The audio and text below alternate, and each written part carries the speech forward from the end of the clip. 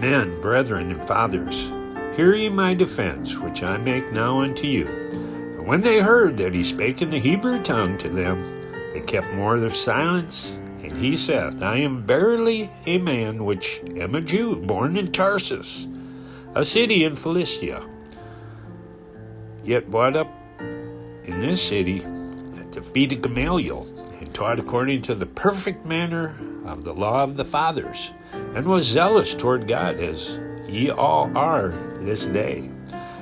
And I persecuted this way unto death, binding and delivering into prisons both men and women, as also the high priest doth bear me witness, and all the estate of the elders, from whom also I received letters unto the brethren, and went to Damascus, to bring them which were there bound unto Jerusalem for to be punished. And it came to pass that as I made my journey, and was come nigh unto Damascus about noon, suddenly there shone from heaven a great light round about me, and I fell to the ground, and heard a voice saying unto me, Saul, Saul, why persecutest thou me?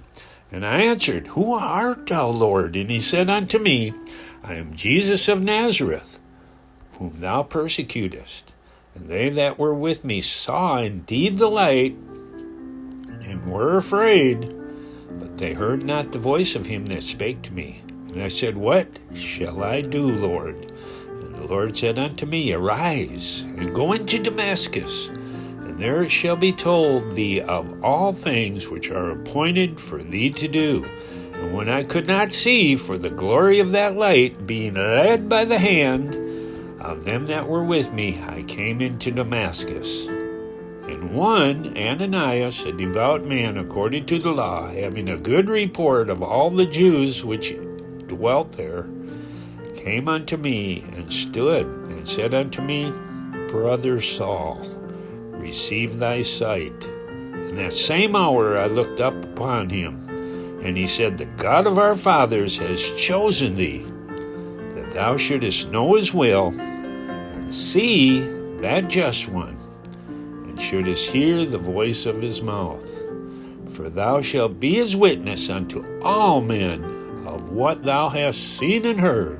And now, why tarriest thou? Arise and be baptized, and wash away thy sins, calling on the name of the Lord. And it came to pass that when I was come again to Jerusalem, even while I prayed in the temple, I was in a trance, and saw him saying unto me, Make haste, and get thee quickly out of Jerusalem, for they will not receive thy testimony concerning me.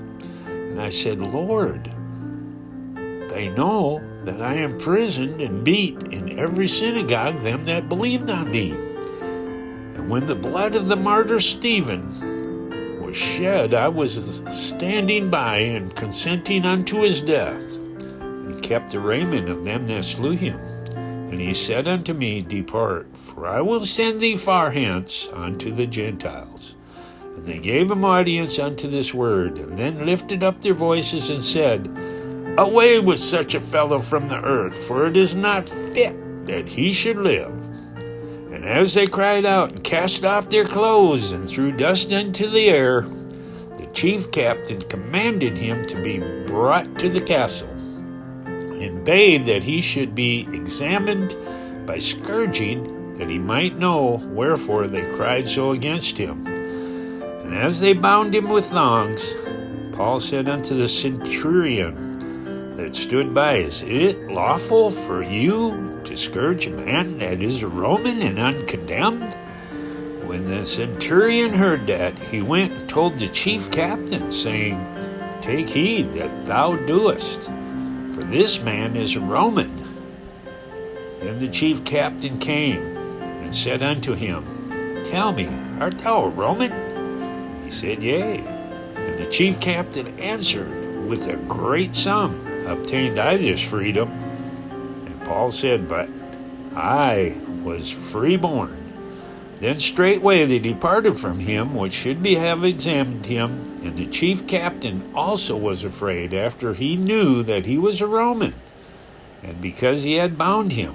And on the morrow, because he would have known the certainty Wherefore he was accused of the Jews. He loosed him from his bands and commanded the chief priests and all their council to appear, and brought Paul down and set him before them.